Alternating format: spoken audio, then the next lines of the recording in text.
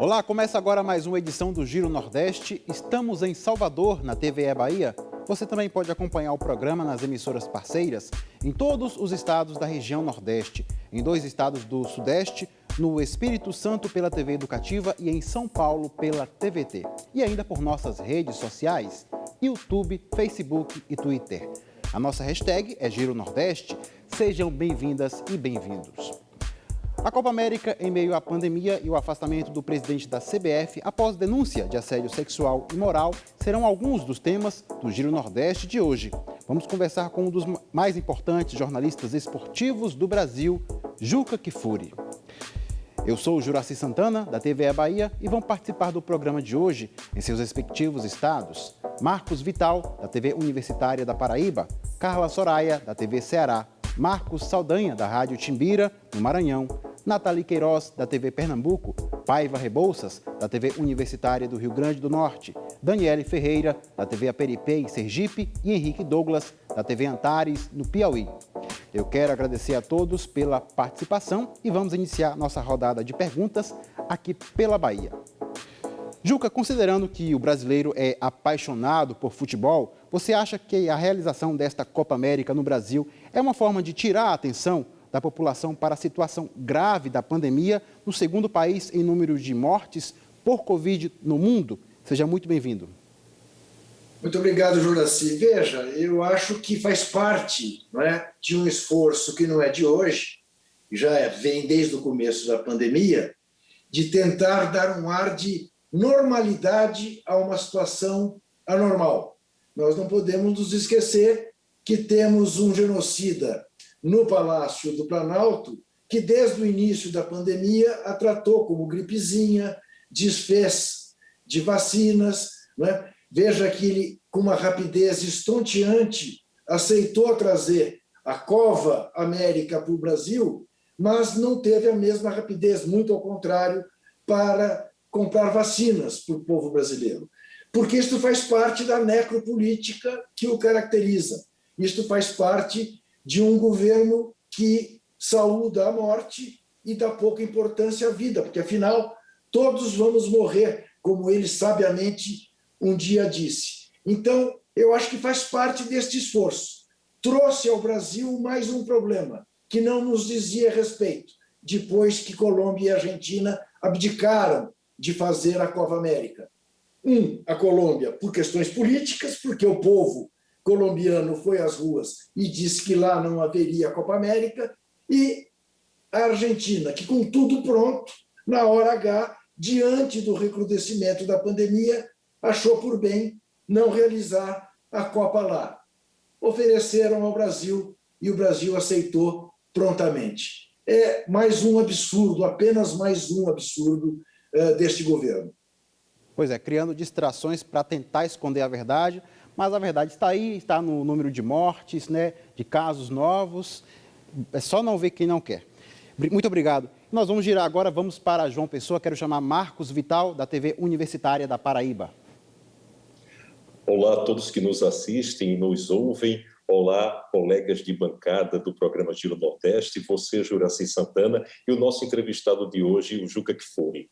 Juca, já aproveitando a resposta que você deu à pergunta feita por Juraci, você acredita que o Brasil não era a única alternativa à realização da Copa América 2021, uma vez que o próprio presidente da Conmebol, o paraguaio Alejandro Domingues, chegou a cogitar a realização da Copa América 2021 no Paraguai? Na sua opinião, você acredita que a Copa América poderia ser realizada em outro país, em vez de ser no Brasil, em meio justamente a esse número grande de mortos e de contaminados pela Covid-19?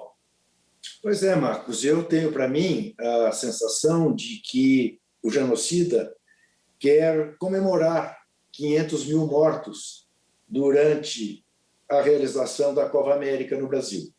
Porque, de fato, o senhor Alejandro Domingues telefonou ao senhor Rogério Caboclo, lhe informando que, diante da renúncia em cima da hora da Argentina, ele havia resolvido fazer a Copa América no Paraguai, no país dele e sede da Conmebol, quando ouviu de Rogério Caboclo, em meio às denúncias que o cercam, que não, peraí, vamos fazer no Brasil, fizemos 2 anos atrás, temos tudo pronto, eu ligo para o presidente da República e ele concordará. E em 5 minutos, segundo consta, o genocida concordou.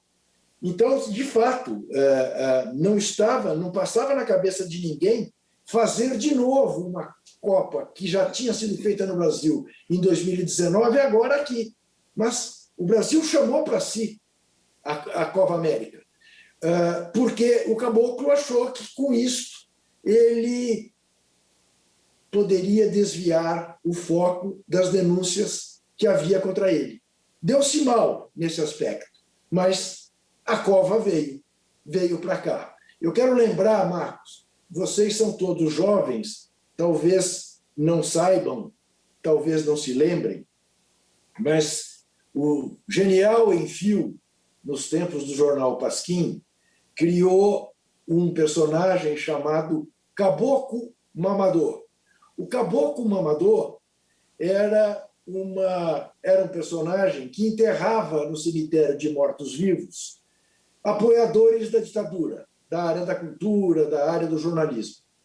Agora nós temos um caboclo assediador, que foi fartamente responsável por trazer a Copa América para cá e nem poderá desfrutar dela, porque está afastado da CBF. Mas o genocida poderá desfrutar na abertura e tudo mais, e quem sabe, caso o Brasil ganhe, o Brasil é o grande favorito, é a melhor seleção, né? Repita aquela cena bizarra de 2 anos atrás, quando foi lá receber a taça e levantou a taça junto com os jogadores. Obrigado, Juca. E nós seguimos agora para Fortaleza. É a vez de Carla Soraya, da TV Ceará, fazer a pergunta ao jornalista Juca Kfouri. Olá, Juracy. Meu cumprimento também aos colegas de bancada virtual, ao público que nos acompanha e a Juca Kfouri, nosso entrevistado de hoje. Juca, parece que a CBF gosta desse tipo de dirigente, né? Porque não é de hoje que a CBF tem um todo-poderoso envolvido aí em escândalos, em negócios escusos. Será que fazer esse tipo de negócio está no estatuto da CBF? E outra questão que eu queria colocar para você, quando você era repórter da revista Placar, você fez a matéria, né, que se tornou célebre, sobre a máfia das loterias. Será que ela acabou ou continua aí no futebol e em outros jogos que são liberados? Cara, deixa primeiro fazer uma ligeira correção. Eu não fui o repórter que fez a matéria da máfia da loteria. O repórter que fez a máfia da loteria se chamava Sérgio Martins, infelizmente, já falecido. Eu era diretor da revista, acompanhei, coordenei toda aquela reportagem. O mundo do futebol é um mundo absolutamente sujo, corrupto. Não existe mais uma máfia da loteria, porque aquela reportagem significou praticamente o fim da loteria esportiva no Brasil. Ela perdeu inteiramente a credibilidade, não dá mais prêmios altíssimos, então não se formam quadrilhas para ganhar o prêmio da loteria. Mas esse aspecto que você enumera é puramente verdadeiro. Veja bem, os 3 últimos presidentes da CBF têm problemas com a justiça. Ricardo Teixeira e Marco Polo Del Nero não podem sair do Brasil, que a Interpol os prenderá. O Zé Maria Marim saiu e foi preso, e passou quase 5 anos preso, e foi solto nos Estados Unidos por uma generosidade da justiça americana em função da pandemia. Ele tem quase 90 anos e acharam que ele morreria na penitenciária, permitiram que ele viesse para o Brasil. O capo de todos eles, o senhor João Avelange, morreu aos 100 anos, banido da FIFA e banido do Comitê Olímpico Internacional. Todos eles envolvidos no chamado FIFA Gate. Todos eles envolvidos em operações de lavagem de dinheiro, que, infelizmente, é o mais frequente, é o mais comum no futebol brasileiro, tanto nas federações, quanto na confederação, como nos clubes. Infelizmente, e é por isso que nos transformamos hoje num país meramente exportador de pé de obra não conseguimos segurar nossos ídolos no Brasil. Viramos aquilo que éramos no Brasil colônia, exportador de commodities, de matérias-primas. Obrigado mais uma vez. Quem está assistindo ao Giro Nordeste pode fazer perguntas e comentários nas nossas redes sociais, YouTube, Facebook e Twitter. E vamos seguir para São Luís, capital do Maranhão, onde está Marcos Saldanha, da Rádio Timbira. Olá, colegas dessa bancada arretada, né, bem nordestina. Um prazer conversar com você, Juca. Bom, a minha pergunta é o seguinte: estou vendo na sua biblioteca aí literatura de política, biografia de Getúlio Vargas. Você acha, Juca, que o jogador, o cidadão que é o jogador, ele também precisa ter essa leitura e, mais do que isso, ele precisa se posicionar politicamente em todos os sentidos? O Casagrande tem falado muito disso e cobrado já há algum tempo sobre isso. Ou você acha que tem que ter essa separação, o jogador em campo, fora dele, não nos interessa? Marcos, veja bem, nada é indissociado da política. Política se mistura com tudo, né? Eu digo sempre, até está virando um refrão meu, política é a maneira como a gente toma café da manhã, né? É você que prepara o seu café da manhã, é alguém que vive com você, é uma funcionária, é um mordomo, quem é? Né? Como é que é o seu café da manhã? A partir da hora que você acorda, né, você está fazendo política.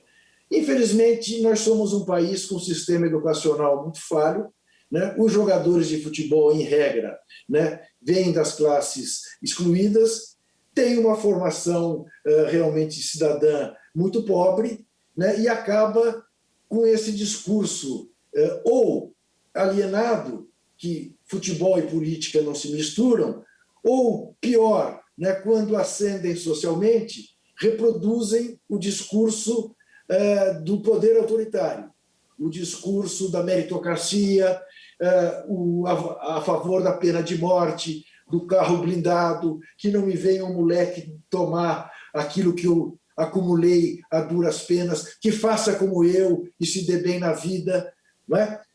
Então, o que mais vê é isso. Você não tem a dúvida de que a esmagadora maioria da seleção brasileira, se não votou porque estava fora do Brasil, gostaria de ter votado no genocida, entendeu? Então, eu em nenhum momento, Marcos, acreditei que desse movimento pudesse sair um boicote à Copa América. Eu tinha certeza absoluta que, no máximo, o ressentimento deles era em função de estarem sendo maltratados pelo caboclo assediador. Apenas isso. Não tinha mais do que isso. Se você pegar, ainda antes do manifesto, ainda antes, né, do final desse episódio, eu escrevi na Folha de São Paulo, no domingo, uma coluna cujo título é Ver para Crer, porque, todos os antecedentes dos nossos jogadores, eu não acreditava que eles tomassem uma atitude radical. Não acreditava mesmo. Até por uma questão de imaginação, Marcos. Você sabe que o Neymar e o pai dele têm problemas graves com o fisco, que o genocida está ajudando a resolver. Um telefonema do genocida é fácil você imaginar. Ô, meu filho, Neymar, não deixa aí os meninos fazerem bobagem, porque afinal você sabe, né? Estamos aí resolvendo o problema de vocês e tal. Não vamos fazer um carão desse. Não tinha a menor chance. Tá certo, e vamos seguir agora para Recife. Temos muitos assuntos para tratar com Juca Kfouri. Quero chamar agora a Nathalie Queiroz, da TV Pernambuco.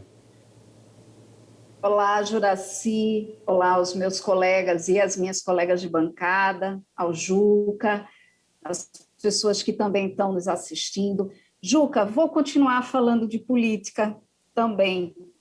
Juca, os últimos grandes eventos esportivos, né, que o Brasil sediou, eles foram antecedidos pela adoção de algumas controversas medidas, tanto tecnológicas quanto também legais, como é o caso da discussão da lei antiterrorismo, a adoção de tecnologias, né, massivas de reconhecimento facial em grandes centros e que são consideradas controversas porque, segundo os especialistas, se implantadas em um ambiente não democrático, né, com abalos democráticos, elas podem se tornar verdadeiros empecilhos para a garantia de direitos individuais e coletivos. A minha pergunta é a seguinte: na sua visão, será que a Copa América poderia abrir um caminho para a adoção de medidas repressivas, né, sob o argumento da segurança pública? Ou seja, além de uma ameaça sanitária, seria a Copa América uma ameaça à nossa já frágil democracia? Então, Nathalie, veja, a lei antiterrorista foi dos piores legados possíveis e imagináveis às manifestações de 2013, né? Quando, então, o governo Dilma Rousseff, acuado, né, acabou, de alguma maneira, promovendo essa legislação que é um horror. Nós estamos vivendo quantas denúncias baseadas na Lei de Segurança Nacional da ditadura, né? Jornalistas sendo enquadrados na Lei de Segurança Nacional, né, por opiniões dadas em jornal, ou comunicadores como o Felipe, enfim. Então, existe a possibilidade, e há quem diga que vai acontecer em Cuiabá, em Goiânia, em Brasília, no Rio de Janeiro, manifestações populares contra os jogos. Vai ser realmente uma oportunidade, né, para as PMs, né, que são hoje, aparentemente, por tudo que se diz, além das milícias, né, a base em que se apoia o genocida para o seu sonhado, a sua sonhada tentativa de golpe, poderá ser realmente uma boa provocação. Poderá ser, não tenho dúvida. Se é uma coisa que me preocupa nos atos, todos agora que estão sendo planejados de oposição ao governo federal, é que haja esse tipo de provocador infiltrado e que dê a chance para que as coisas se desencaminhem e o genocida pense, né, num estado de sítio, numa coisa desse porte, né? Porque que ele quer dar um golpe é evidente, né? Um cara que diz hoje que se perder as eleições do ano que vem é porque houve fraude já de antemão, boa coisa não está preparando. Obrigado mais uma vez, Juca. A nossa hashtag para quem quiser fazer perguntas e comentários é Giro Nordeste. E nós vamos a Natal, é o momento da pergunta de Paiva Rebouças, da TV Universitária do Rio Grande do Norte. Olá, Juraci, colegas de bancada, Juca, satisfação estar falando com você. Queria voltar àquela questão que você falou agora há pouco, queria instigar um pouco mais aquela sua opinião, é que o Alisson, o Thiago Silva, o Marquinhos, o Danilo, o Casimiro e até o Neymar, né, foram apontados como esses jogadores mais revoltados em relação à realização da Copa América. Até sábado ou domingo, o discurso era de que se pronunciariam após terça-feira, mas nada aconteceu, como a gente viu. O que você acha que rolou? Eles se acovardaram, alguém se acovardou? Houve pressão como essa que você falou do telefone? Já pode ter acontecido isso? Veja bem, Paiva, é que, na verdade, aquilo que o Marquinhos disse na terça-feira depois do jogo contra o Paraguai faz sentido. Veja, o Casimiro deu uma entrevista após-jogo contra o Equador, dizendo que a posição dos jogadores é muito firme e unânime, e todo mundo sabe qual é. O repórter ainda perguntou, não, eu não sei qual é. Não, todo mundo sabe, é muito firme. Bem, isso permitiu especulações, Paiva. E eu te confesso a minha preocupação, porque eu acho que a imprensa civilizada, a imprensa iluminista, a imprensa que não está apoiando, né, o governo obscurantista, necrófilo, da necropolítica, não pode se confundir e usar os mesmos métodos. Nós não podemos brigar com os fatos e nós não podemos inventar fatos. Nós não podemos especular em torno de desejos. Porque eu quero que os jogadores boicotem a Copa América, eu vou dar força para uma eventual versão nesse sentido. O Marquinhos disse, mas vocês estão querendo que aconteça uma coisa que vocês inventaram. Em nenhum momento nós falamos em boicote à Copa América. E, de fato, se você for ver, em nenhum momento você tem sequer uma palhinha nesse sentido. O que eu sei, a informação que eu tenho, é que eles estavam descontentes com os maus tratos do caboclo assediador, que os estava tratando como se eles fossem empregados da CBF. Bom, e você sabe, você está tratando com uma garotada que tem a sua vida resolvida por 4 gerações. Essa curvada de cabeça, eles não dão para Cartola. O Cartola que os trate bem. O que o Tite fez? O Tite, para não exatamente ser vítima do que o caboclo assediador foi, ficou com o seu grupo. Falou, eu estou fechado com o grupo. Mas ele também, em nenhum momento, deu algum sinal de que haveria uma insatisfação em relação à Copa América. Paiva, os jogadores vieram para jogar as eliminatórias e iam para a Argentina jogar a Copa América. Estava dado. Em nenhum momento se discutiu a oportunidade, que é obviamente inoportuna, né, do torneio. Por que eles não queriam disputá-lo no Brasil? Até para eles é melhor jogar aqui do que jogar na Argentina. Entendeu? Então não era essa a razão. É evidente que eles preferiam estar em férias. É evidente que é um desgaste desnecessário.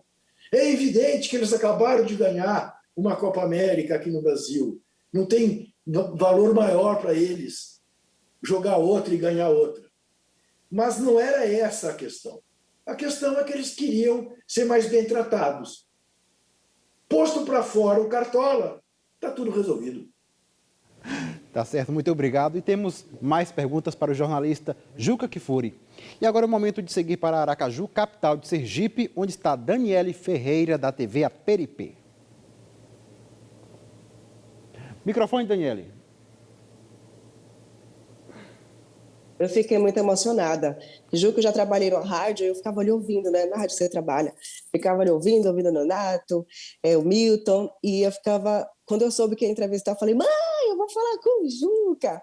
Mas assim, desculpa aí, direção, né? Fazer esse adendo, vocês já sabem que eu sou meio assim eufórica mesmo. E aí, agora a gente volta ao assunto. Eu vou, inclusive, chamar Juca para que você fale sobre isso. Você deu uma risadinha quando o colega falou sobre a questão dos livros aí atrás. Eu achei interessante que aquilo falou muito. É uma preocupação também com a geração de base, porque a gente fala de assédio sexual e assédio moral a mulheres, a gente fala dessa relação que os jogadores têm, mas a gente às vezes não traz à tona a questão também do assédio moral e assédio sexual às crianças, né, que são jogadores de base. Inclusive, existe um discurso, né, de uma necessidade de se trabalhar a inteligência emocional nessas crianças que vão crescer e, às vezes, se tornam, né, pessoas com muito dinheiro, que até jogam bem, mas acabam trazendo muitos problemas pessoais e até sociais. Eu queria que você comentasse um pouco também sobre isso, porque eu acredito que seja pouco falado, deveria ser mais falado, essa questão também de base, né, o problema de assédio na base, que muitos pais, inclusive, não sabem. Sem dúvida nenhuma, Daniele. Isso é uma realidade que se dá em boa parte dos clubes brasileiros, não apenas entre os clubes de futebol, né? Temos o famoso caso da Joana Maranhão, né, que acabou trazendo a público o assédio que sofria do seu treinador na natação, e a Joana Maranhão, infelizmente, não é uma exceção. Isso faz parte, né, dos descuidados que temos com a nossa juventude, né? E você veja, o que é oportunidade para um jovem excluído no Brasil? É a ascensão para o futebol, é a ascensão pela música, pela vida artística ou pelo tráfico de drogas. Não é isso? O que mais vemos hoje no Brasil é a juventude negra sendo dizimada nas periferias por policiais militares absolutamente despreparados, absolutamente voltados para a guerra e não para a proteção do cidadão. Temos tido tantos exemplos. Tivemos exemplo da revolta da PM no Ceará, tivemos o que acabamos de ver no Recife, em Goiânia, em São Paulo é todo dia, né? Morrem 8 garotos por dia nas periferias, em regra negros, né? Então, esse é um cuidado que qualquer governo que tenha um mínimo de sentimento humanitário deveria estar preocupado. Mas não está. E quando você vê governos preocupados com isso, a resposta, né, dos milionários brasileiros é a resposta que a gente vê desde sempre. Quando Getúlio Vargas voltou-se aos pobres, foi derrubado, acabou se suicidando. Quando o governo João Goulart começou uma política de reforma agrária, das reformas necessárias, reforma agrária é uma reforma absolutamente capitalista. Opa! Quando os governos do Lula e da Dilma começaram a permitir que a filha da cozinheira disputasse lugar com o filho do patrão na faculdade de medicina, ou tomasse um avião e os aeroportos viraram rodoviárias, aquela gente que não sabe nem usar o cinto de segurança no avião, que toma avião de bermuda e camiseta regata. Não. Essa gente está saindo da senzala e o lugar deles não é aqui conosco. Não nos misturemos, né? Essa tem sido a história do Brasil. E é evidente que isso é reproduzido num clube de futebol. E isso é reproduzido por gente doente, por gente que assedia, né? Por gente que não tem respeito ao próximo. E pouco se faz em relação a isso, você tem razão. Pouco se denuncia, porque também a garotada fica intimidada. E diante da possibilidade de virar um Neymar, cala. É isso. Infelizmente é isso. Obrigado, Juca. E vamos passear por outra capital. Vamos a Teresina, capital do Piauí, para a participação de Henrique Douglas, da TV Antares. Olá, saudações piauienses. Queria também... É uma oportunidade muito legal poder ouvir a resposta que você vai dar com essa pergunta, porque tem a ver com o discurso, as entrevistas dos jogadores. Sair um pouquinho da seara da política e falar sobre isso. Juca, a gente percebe que se você fizer uma entrevista com um jogador em Porto Alegre, em Cuiabá, em Belo Horizonte, em Teresina, em Fortaleza, praticamente o discurso, a maneira, o estilo do discurso é muito parecido. Existe alguma escola que os jogadores entram para, inclusive, repetir alguns jargões nessa fala? E a respeito, ainda no mundo do futebol, eu queria que você falasse um pouco, você falou aí de garotos que realmente estão com a vida ganha por 4 gerações. Eu queria também que você pudesse analisar os altos salários dos atletas. Isso sem querer julgar se eles merecem ou não. É o fato em si, com relação a esses altos salários. Bem, veja bem, aí é uma coisa com a qual a gente tem que tomar cuidado. Quer dizer, uma coisa é essa que você disse da uniformização das entrevistas, é tudo gente que faz media training, né? Os jogadores mais famosos, hoje em dia, eles têm toda uma assessoria de imprensa que os orienta ao que dizer e ao que não dizer. A questão dos salários, que eu sei que é uma questão que choca as pessoas, dizer, mas como é que um jogador ganha 200 mil reais por mês, 500 mil reais por mês, 1 milhão por mês, e um professor ganha 2.500? A gente tem que levar em conta, primeiro, os jogadores que ganham muito são a ponta do iceberg, 3%. A maioria não ganha tanto e grande parte, na verdade, são boias frias do futebol. Precisam complementar sua renda com outras atividades, porque não vivem do futebol. Agora, quando você pensa as estrelas e seus altíssimos salários, você tem que pensar o seguinte: Qual é a categoria profissional que, enquanto está sendo exercida, bota 1 bilhão de pessoas para vê-los? Seja pela televisão, seja 50 mil, 60 mil, 100 mil no estádio. São os pop stars. E hoje, os esportistas de altíssimo rendimento são pop stars na economia do entretenimento. E o esporte é a instituição mais importante da economia do entretenimento. Então, é inevitável que eles ganhem o que eles ganham. O problema é exatamente aquilo que já foi referido. É que não se dá a eles a base de formação cultural e de caráter que lhes permita olhar para o entorno e perceber em que sociedade vivem. Esse é o problema. Eles são voltados para o próprio umbigo. Eles são voltados para reproduzir o discurso dos poderosos. Eles não têm discernimento para se colocar como cidadãos. Então ficam essas coisas desagradáveis, arrogantes, antipáticas, né? De que a gente não gosta, evidentemente.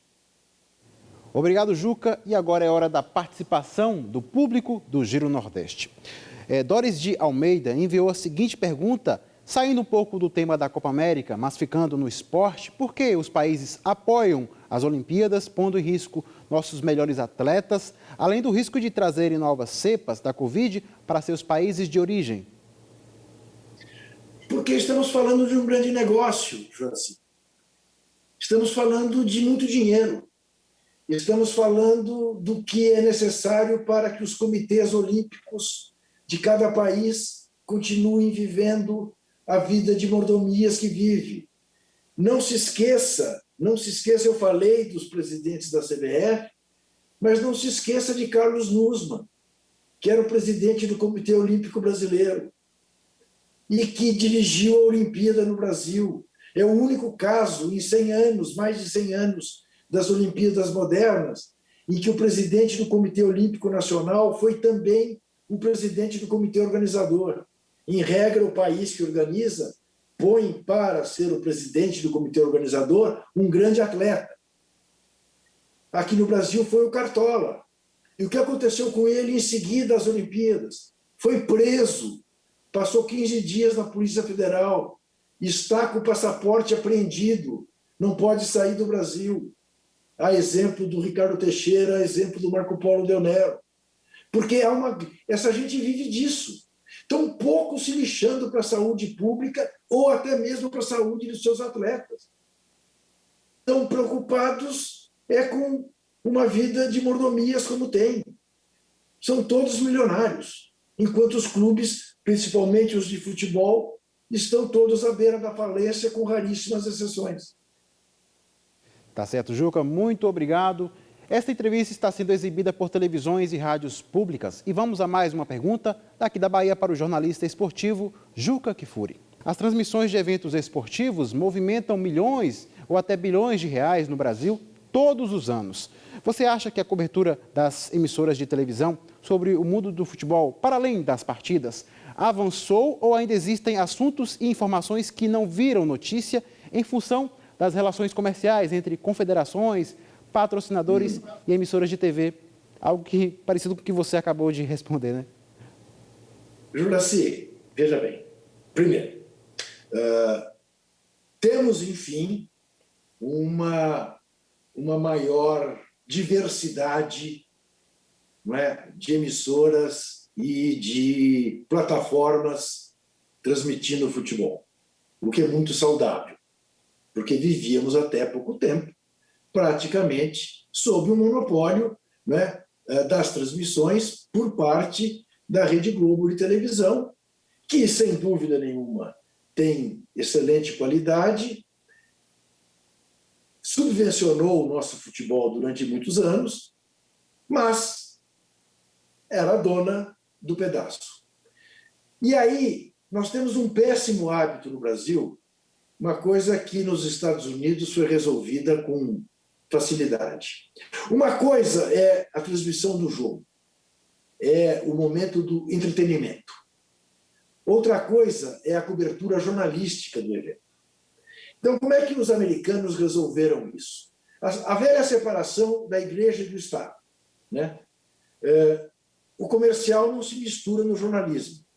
Mas não se esqueça, nós vivemos num país em que jornalistas são garotos propaganda, fazem campanhas para vender produtos, cerveja, o que for, né? Num óbvio conflito de interesse. Esse conflito de interesse também se dá nas empresas de comunicação.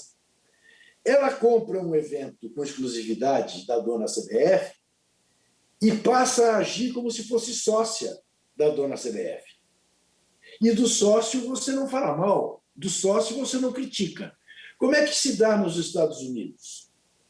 A transmissão do jogo, se enche a bola do evento, em regra, o narrador, o repórter, a comentarista, são todos ex-atletas. Mas na hora que entra o Jornal Nacional daquela rede, vai dizer se o hambúrguer estava frio, se a cerveja estava quente, se o gramado estava em boas condições, se houve problema para o povo entrar no estádio, no ginásio, ou se não houve, se o presidente daquele clube está encalacrado com a justiça por sonegação fiscal, por remessa ilegal de dinheiro. Aqui no Brasil, não. O que nós tivemos no Brasil nos últimos tempos? O fenômeno que eu chamei de laifertização da cobertura esportiva. A gracinha, não o fato. Com que justificativa? O cara quando chega no caderno de esportes, quando liga no rádio para ouvir um programa esportivo na televisão, ele quer um oásis, ele já está cansado da política, dos problemas, dos crimes, ele quer descansar. Então virou o paraíso dos engraçadinhos. Não se faz mais jornalismo. Entendeu? Nos programas da TV aberta. Virou uma palhaçada em bom português. Eu não estou criticando o poder de comunicação de um Thiago Leifert ao falar da laifertização, mas eu estou falando da gracinha pela gracinha. E esse rapaz é capaz de dizer que esporte e política não se misturam. Esquecido da figura do Muhammad Ali, esquecido da figura do Maradona, esquecido da figura do Sócrates, do Casagrande, né? Esquecido do que está acontecendo nesse momento no Brasil, que por uma razão política se traz para cá uma Copa que não era para ser trazida para o Brasil. E como não se mistura com política? E é proibido falar disso no programa de esporte? Não, deveria ser obrigatório que se falasse. Mas pouco se fala, de fato. Tá certo, muito obrigado. E temos mais perguntas. Vamos chamar novamente Marcos Vital, da TV Universitária da Paraíba. Juca, a despeito da inocuidade do manifesto da seleção brasileira, uma vez que eles não resolveram boicotar a participação no torneio, né?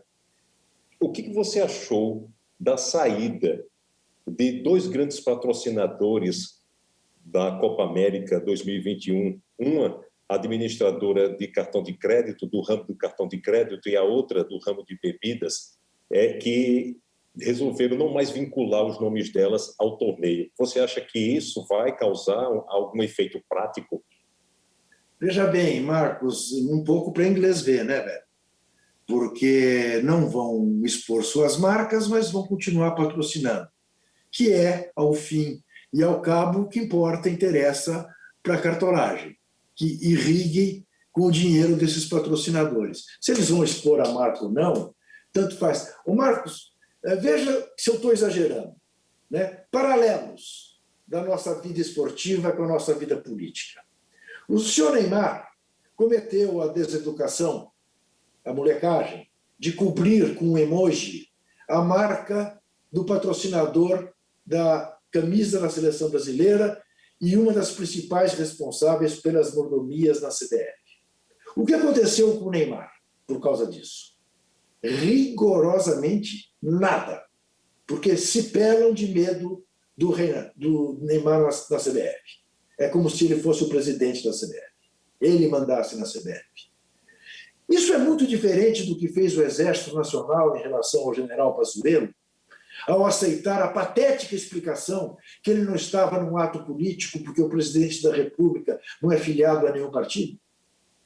Não dá para estabelecer uma semelhança entre esses dois atos? Pois é, falando sobre Copa América, saiu notícia agora há pouco sobre o assunto. A maioria dos ministros do STF votou contra duas ações que pediam a suspensão da Copa América. A relatoria estava com a ministra Carmen Lúcia. Inclusive, essas duas ações foram ingressadas pelo PSB e também por um sindicato. Votaram 6 ministros dos 11 da Corte. Existe uma outra terceira ação que foi ingressada pelo PT, que ainda será votada. Os ministros têm até às 23 horas e 59 minutos de hoje, desta quinta-feira, para apresentarem todos os votos. Quem está assistindo ao Giro Nordeste pode fazer comentários nas nossas redes sociais, YouTube, Facebook e Twitter. E vamos falar mais uma vez com Carla Soraya, da TV Ceará. Obrigada, Juraci. E é justamente sobre essa questão do STF e o que foi comentado há pouco tempo aí pelo Juca Kfouri que eu vou fazer minha pergunta.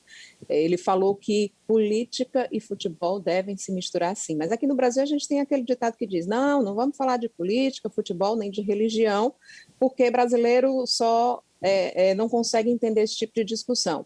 Mas, Juca, a gente teve o Sócrates, que foi um jogador que teve muita união entre os seus pares e falava de política e tinha as suas ações políticas. Você é um jornalista que nunca deixou de abordar também questões sociais, políticas, não só nos seus comentários, nas suas crônicas e nos seus livros. Só que hoje parece que está tudo muito complicado, né? As pessoas não estão aceitando as críticas, não veem com bons olhos quem é contra o que eles pensam. Como é que você está lidando com essa questão e vendo que o futebol saiu do seu espaço e está indo para o Supremo, está indo para as ruas, está se misturando cada vez mais com política aqui no nosso país? Pois é, Carla, eu te diria o seguinte, se alguma qualidade eu tenho como jornalista, é a capacidade de olhar para a floresta e não só para a árvore. Imaginar que eu fosse me limitar ao que acontece nas 4 linhas do gramado é realmente uma ingenuidade, é me desconhecer. Eu, como você disse, eu nunca dissociei uma coisa da outra. E cada vez mais não vou dissociar, ainda mais no momento em que o Brasil, a democracia brasileira, corre riscos.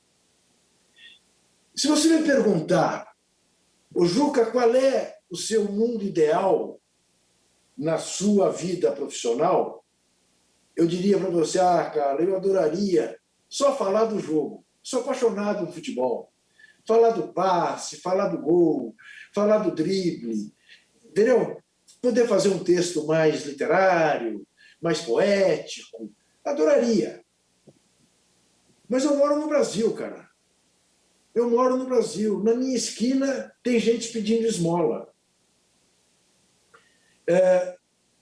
O esporte que eu cubro tem corrupção do amanhecer ao anoitecer. O cara para quem eu escrevo, o cara para quem eu falo no rádio, o cara para quem eu falo na TV, tem o direito de saber o que acontece nos bastidores do esporte que ele gosta. E eu tenho a obrigação de contar para ele. Por mais que isso possa me trazer problemas, perder empregos, ser processado, ser ameaçado, ser xingado nas redes antissociais, faz parte do ofício. Se eu quisesse escolher vida mansa, eu teria ido para a publicidade, ganhava muito mais dinheiro e não tinha esse tipo de problema. Mas eu escolhi ser jornalista. E o jornalista que não queira melhorar o mundo, ele não é jornalista. Você vai me desculpar. Eu sei, é uma coisa pretensiosa, mas eu repito isso em todas as palestras que faço em escolas de jornalismo. Eu não respeito o jornalista que não queira melhorar a esquina da rua onde mora, a cidade onde vive, o país onde nasceu e, com o perdão da pretensão, o mundo em que ele está. Porque essa é a missão do jornalista. A missão do jornalista é se insurgir contra o poder. O resto é armazém de secos e molhados, já dizia Milo Fernandes. Jornalismo e oposição. E o jornalista que se curva diante dos poderosos mostra o traseiro para os oprimidos. Ponto. Então, eu vou dizer para você, não voltaria 1 metro atrás da trajetória. Não significa que eu não tenha errado em 51 anos de jornalismo. Errei muito. Mas nunca errei de propósito. Todas as vezes que me peguei errado, me corrigi. Criei para mim mesmo, antes de ombudsman, uma vinheta que rata, que é a errata do Kfouri. Tá? O leitor da Folha de São Paulo cansou de ver que ratas minhas em colunas. E é isso. Eu acho que enfim, respondi tua pergunta. Obrigado. E seguimos com mais questões para o jornalista esportivo Juca Kfouri. Agora é o momento de mais uma pergunta de Marcos Saldanha, da Rádio Timbira, no Maranhão.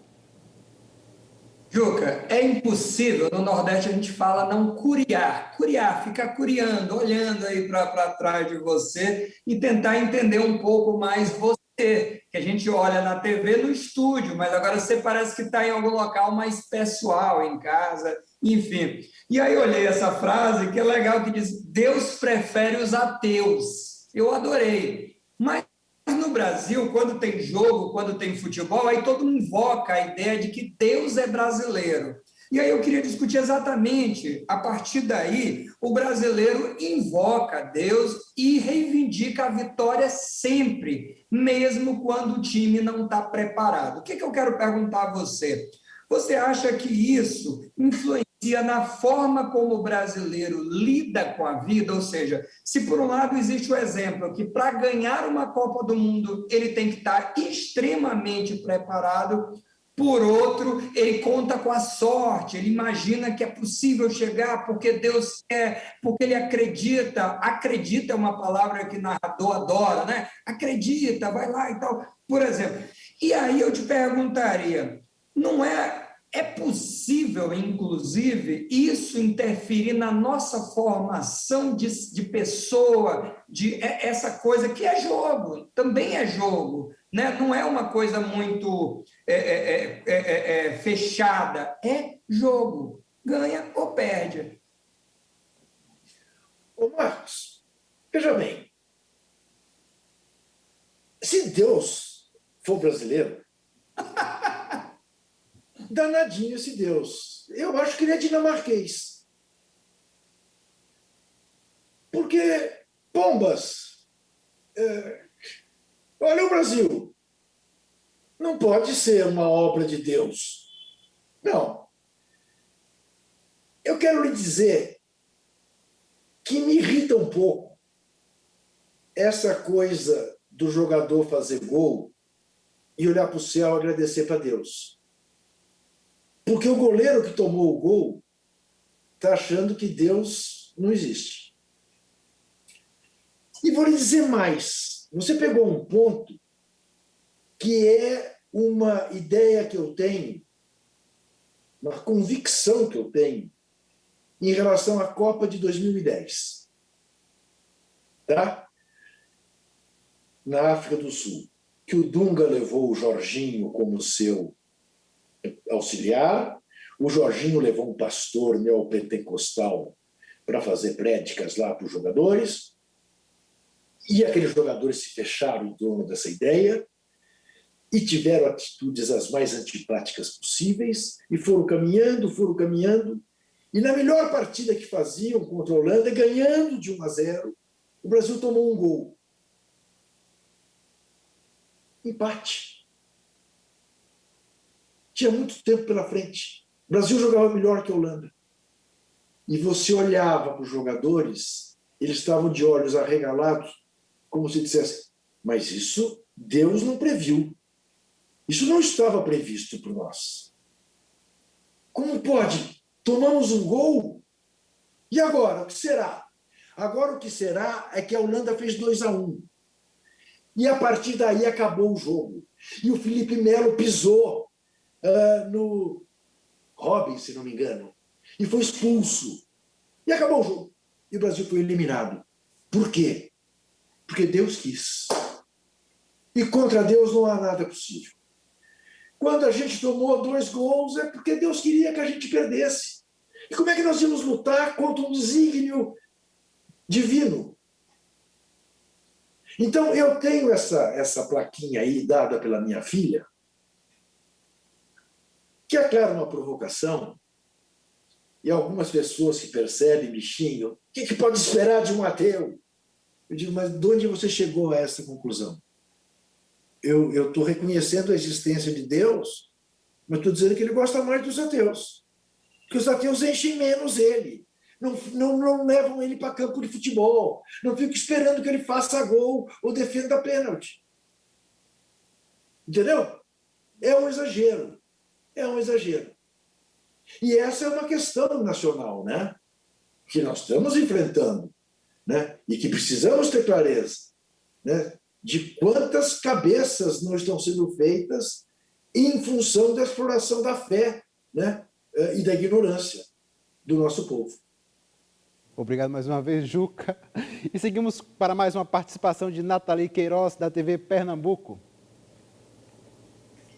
Juca, eu vou estender a pergunta de Juracy anterior, né? Ele falou sobre o papel das TVs e a sua relação com o futebol. Eu gostaria de saber como é que você tem avaliado a cobertura dessa grande mídia, que a gente chama de mídia hegemônica, né, acerca da Copa América, e onde as pessoas que estão nos assistindo podem aprofundar os seus conhecimentos, aprofundar a discussão sobre este tema. Olha, Nathalie, aí eu vou puxar a sardinha para minha brasa. Leia o blog do Juca, a coluna do Juca, ouça a CBN, né? Veja a TVT, veja a TVE da Bahia. Eu amanhã vou estar num programa com o Mário Vitor na 247. E leia, enfim, órgãos independentes, órgãos que não tenham interesse na transmissão ou na não transmissão da Copa América, né? Porque eu sei o que está por trás da sua pergunta e faz todo sentido, e eu vou te responder dando nome aos bois. Você não está achando que a TV Globo está muito crítica, coisa que ela não costumava ser em relação ao mundo do futebol, porque ela não tem os direitos da Copa América? Sim, Nathalie, eu acho que, embora eu endosse o teor das críticas, eu não sei se faria essas críticas se a Copa América fosse dela. Não sei. Agora, o que eu posso te afiançar é o seguinte: eu trabalho na Rádio CBN, das organizações Globo, e digo lá o que eu quero. E chamei o Campeonato Brasileiro do ano passado, que é da Rede Globo, de Covidão 20. E chamo os campeonatos estaduais da Rede Globo pelo diminutivo. Aquilo que aqui em São Paulo é tratado como Paulistão, eu, nos meus comentários na Rádio CBN, chamo de Paulistinha. O Campeonato Gaúcho, que é da Rede Globo, que é chamado de Gauchão, eu chamo de Gauchinho. Há anos. Tá certo. Estamos quase no final do Giro Nordeste de hoje. Juca, nós temos aí 2 minutos para as suas considerações finais.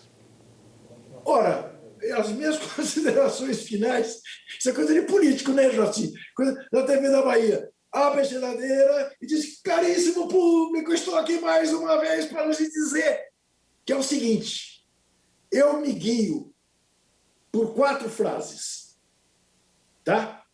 2 eu já disse, ambas do Milor Fernandes. Imprensa e oposição, o resto é armazém de secos e molhados. Quem se curva diante dos poderosos mostra o traseiro para os oprimidos. A terceira é de Guimarães Rosa: viver é muito perigoso. E a 4ª frase é a frase com que eu costumo terminar as minhas entrevistas na TVT. De Ivan Lins, desesperar jamais.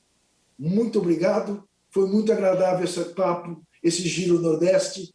Espero poder voltar um dia. Abraço forte para todos vocês e para quem nos vê. Grande abraço, à distância, mas grande abraço.